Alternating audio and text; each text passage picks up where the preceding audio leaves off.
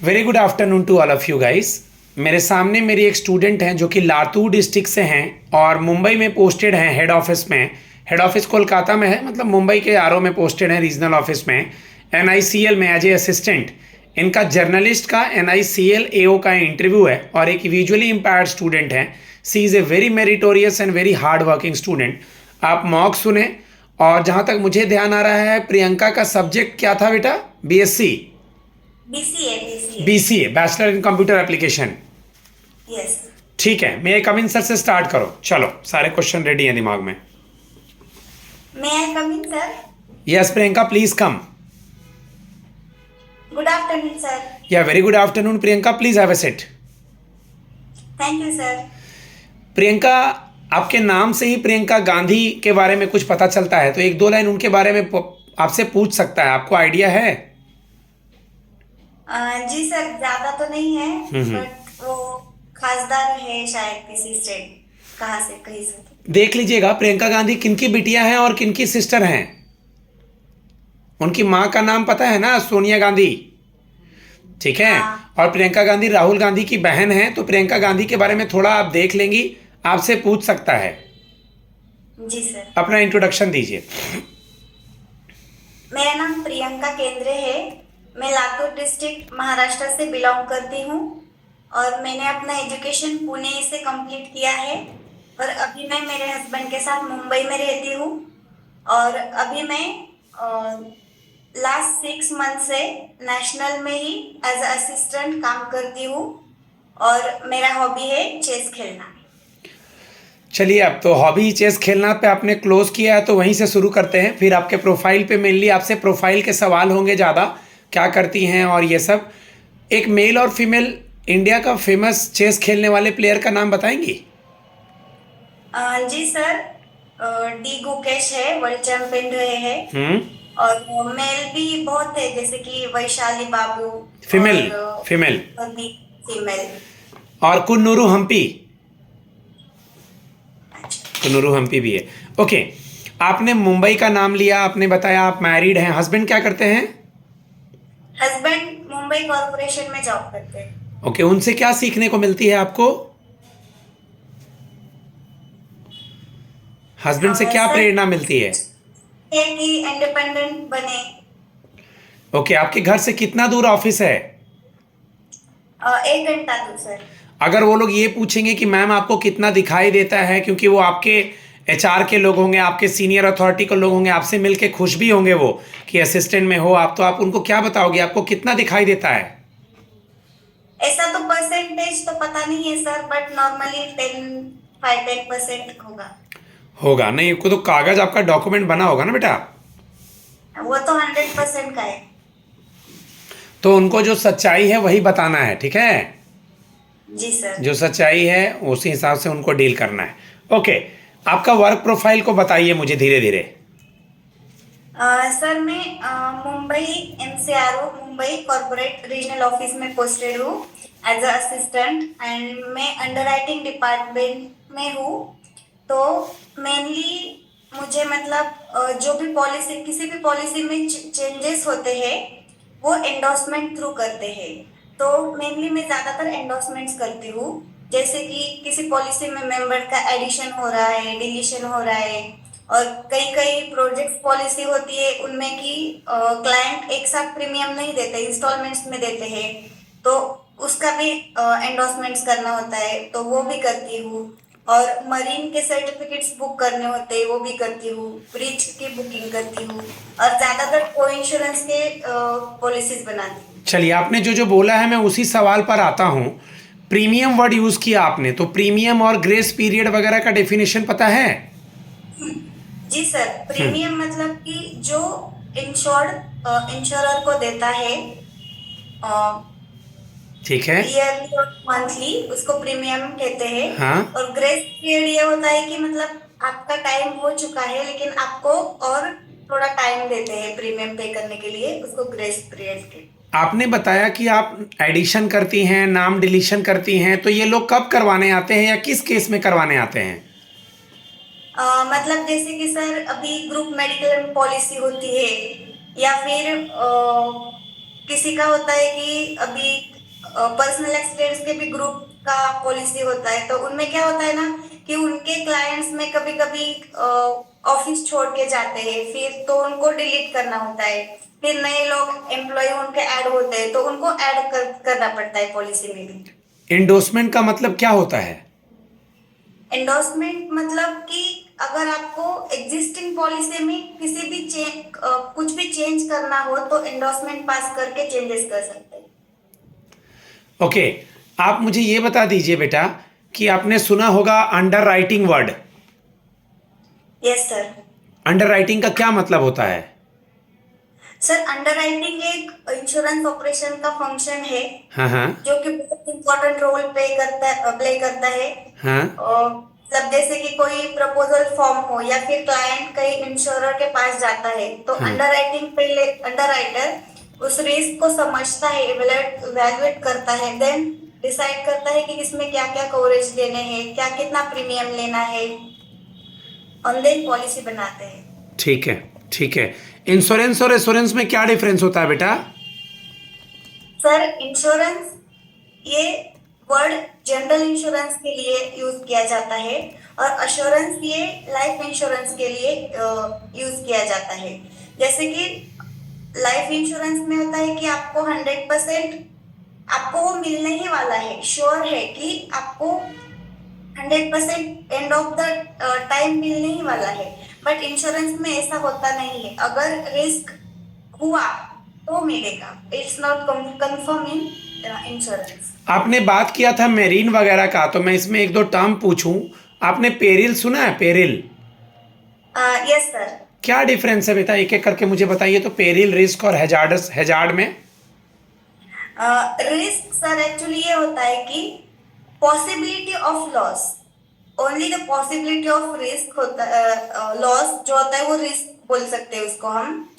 और पैरेलल ये होता है कि cause of loss, and hazards ये होता है कि condition that increases the probability of loss और increases the probability of amount. Example के साथ बताओ सर। अगर मैं पूछूं बेटा, जैसे फिजिकल हैजार्ड होता है, मोरल हैजार्ड होता है, तो क्या डिफरेंस है फिजिकल हैजार्ड और मोरल हैजार्ड में? फिजिकल हजार्ड में सर जैसे कि अगर कहीं पे मतलब कहीं स्टोरेज है, उसकी वजह से आग फायर हो गया, तो वो ये फिजिकल में आ जाएगा। और अगर जो मॉरल होता है उसमें बिहेवियरल चेंजेस होते हैं, जैसे कि मतलब केयरलेस की गुड, वजह से वेरी गुड। हाँ fire। कोपे वर्ड सुना है? कोपे। हाँ जी सर, ये तो ज्यादातर मेडिकल मेडिकल में यूज किया जाता है, हेल्थ में। इसके बारे में कुछ आइडिया है बेटा? रिकॉल रिकॉल नहीं कर पा रही सर अभी। ओके। कोपे, जहाँ तक मुझे ध्यान आ रहा है, इसका एग्जाम्पल वही है ना कि मान लो 5,000 रुपीज़ खर्च हुआ, तो 500 रुपीज़ तुमने पे किया, बाकी तुम्हारा इंश्योरेंस कंपनी पे करेगा। जहाँ तक मुझे ध्यान आ रहा है बिल्कुल यही है। ठीक है। को इंश्योरेंस सुना है? को इंश्योरेंस सर, क्या होता है? कोइंसिडेंस में ये होता है कि और दो से ज्यादा कंपनी रिस्क को शेयर करते हैं रेशो के हिसाब से, ओके, परसेंटेज में। ओके। और री इंश्योरेंस क्या होता है?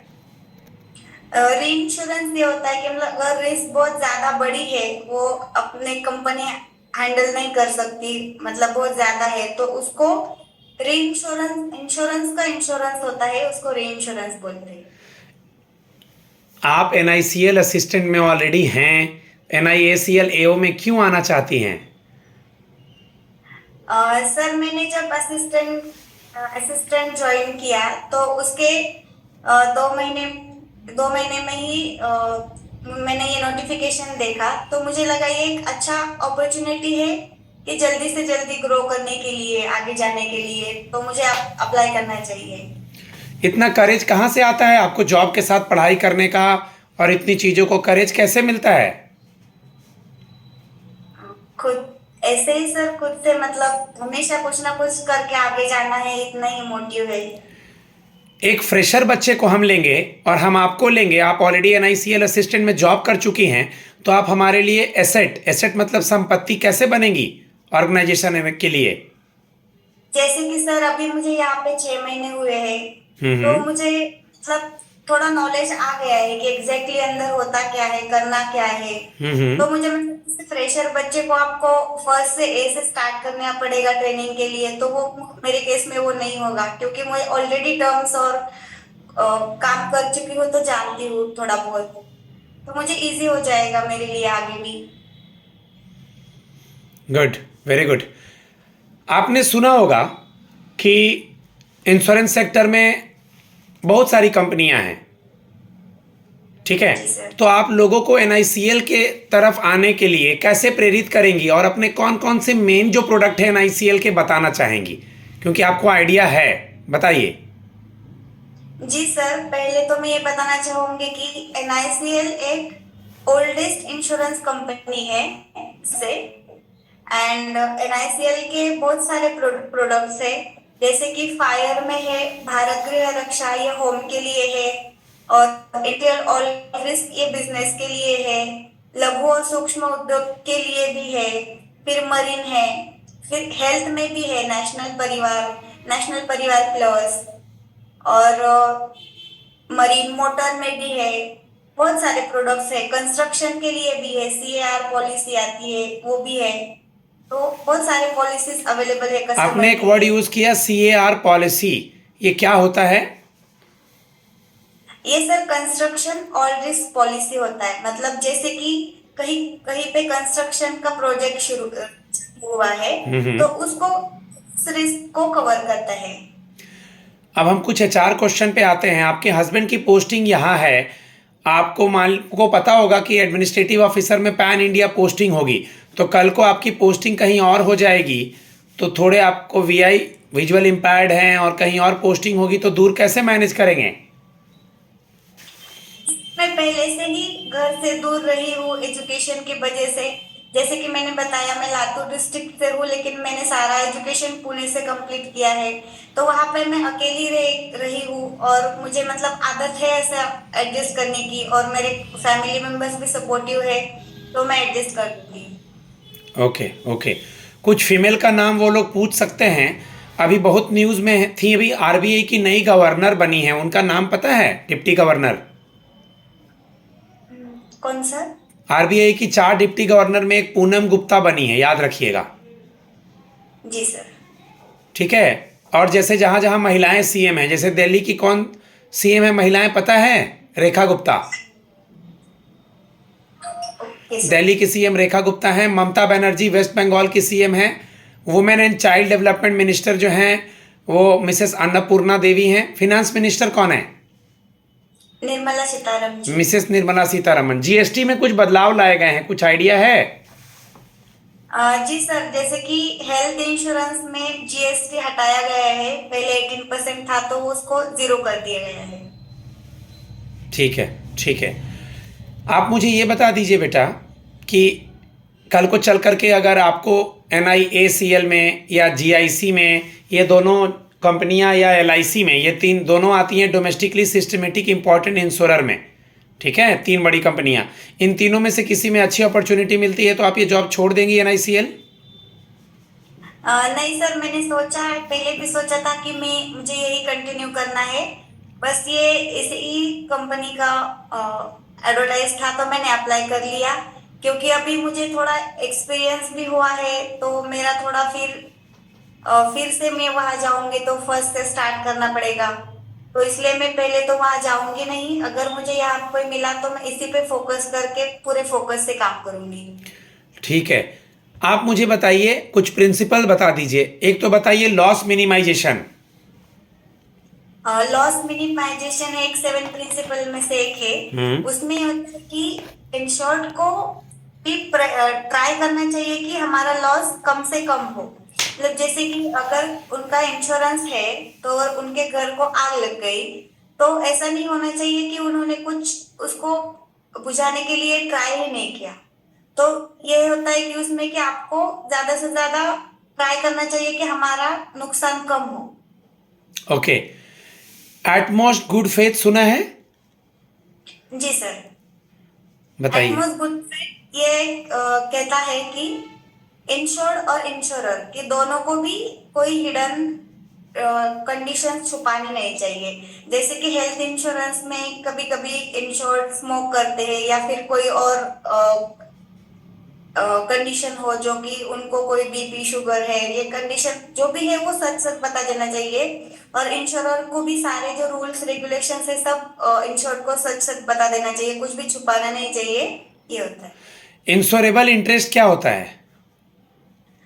इंश्योरेबल इंटरेस्ट ये होता है सर, हम उसी प्रॉपर्टी या उसी थिंग का वस्तु का इंश्योरेंस कर सकते हैं जिसमें हमारा फाइनेंशियल इंटरेस्ट हो। जैसे कि मैं मेरे मम्मी पापा के लिए घर खरीद रही हूँ तो मैं उनका इंश्योरेंस कर सकती हूँ, लेकिन मेरे फ्रेंड ने घर खरीदा उसका मैं इंश्योरेंस नहीं कर सकती क्योंकि मेरा उसमें कोई फाइनेंशियली इन्वॉल्वमेंट नहीं है। Good, very good. एक और बता दीजिए मुझे, इंडेमनिटी। इंडेमनिटी ये होता है कि सर अगर आपको इंश्योरेंस मतलब प्रॉफिट मेक नहीं होना चाहिए, जितना भी आपका कवर है उतना ही मिलना चाहिए, बिल्कुल। ठीक है, एक आखिरी सवाल। 16 मिनट हो गया है, इतना ही आराम से आप बोलेंगी तो बहुत अच्छा है। मेनली आपको अपने प्रोफाइल से रिलेटेड ज़्यादा से ज़्यादा छोटी चीज़, और आपके पास जो बुक होगा इंश्योरेंस का उसमें रिस्क वगैरह से रिलेटेड और सारे लास्ट क्वार्टर का प्रॉफिट या जो भी चीज़ें हैं देख लेना है। जी सर। आप प्रेशर को कैसे हैंडल करेंगी? असिस्टेंट से थोड़ा ज़्यादा प्रेशर होगा एडमिनिस्ट्रेटिव ऑफिसर में। जी सर। सर मैंने सिंपल सा बोलना है कि सर मैं ऑलरेडी असिस्टेंट में काम कर रही हूँ तो मैं प्रेशर नहीं लूँगी। काम को प्रेशर के रूप में लूँगी तो काम अच्छे से नहीं कर पाएंगे। तो सर मैं चीज़ों को ऑलरेडी जान रही हूँ एज ए असिस्टेंट, उसको मैं यहाँ यूटिलाइज़ करूँगी और बिल्कुल कूल एंड काम होकर काम करूँगी क्योंकि एक और अच्छा पोस्ट है। जी सर। मैं अपने स्टूडेंट को फीडबैक देता हूँ गाइस। तकरीबन 17 मिनट का मॉक इंटरव्यू हो चुका है, आप ऑलरेडी चैनल पे देख सकते हैं। I was earlier posted in bank of Baroda Connaught place and मेरा नंबर है 7503235358। आप लोग मेरे चैनल पे जा करके मेरे चैनल की क्वालिटी, सिलेक्शन प्रोसेस और सब कुछ देख सकते हैं। धन्यवाद। जय मां सरस्वती।